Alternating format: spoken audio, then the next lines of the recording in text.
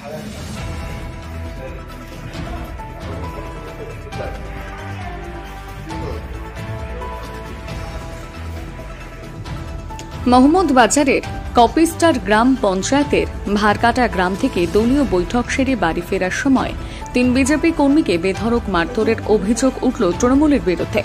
তাদেরকে রাতে ভর্তি করা হয়েছে সিউড়ি সুপার স্পেশালিটি হাসপাতালে। অভিযোগ, অন্ধকার রাস্তায় বাইক নিয়ে আসার সময় কয়েকজন তৃণমূলের কর্মী তাদের পথ আটকায় এবং বাস ও রড দিয়ে মারধর করা হয় তাদের। কোনো ক্রমে সেখান থেকে পালিয়ে আসে মোহাম্মদবাজারে। পরে ভর্তি করা হয় হাসপাতালে। তাদের দেখতে হাসপাতালে এসে পৌঁছন বীরভূম বিজেপির জেলা সভাপতি ধ্রুব সাহা।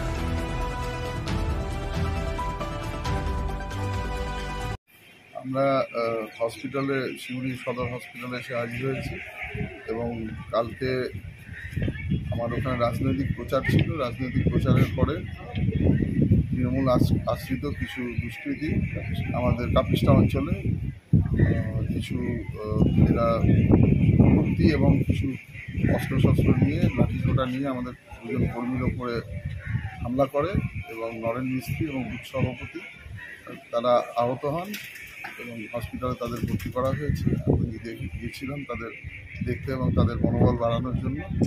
ওসিকে তার কমপ্লেন করা হয়েছে। আশা করছি প্রশাসন যথাযথভাবে ব্যবস্থা নেবে, না দিলে দলগতভাবে আমরা এটাকে তাদেরকে নাকি মারধর করা হয়েছে বলে অভিযোগ তুলছে বিজেপি, তৃণমূলের দিকে আঙুল তুলছে।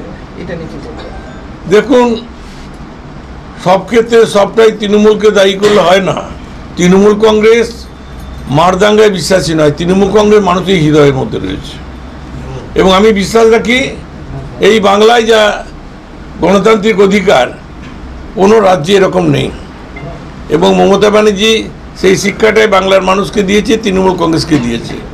মানুষ নিজের ভোট নিজে দেয় এবং কোনো ভয় নয়, ভীতি নয়, সমস্ত কিছুকে অগ্রাহ্য করেই মানুষ নিজের ভোটে দেওয়ার অধিকারটা পায়।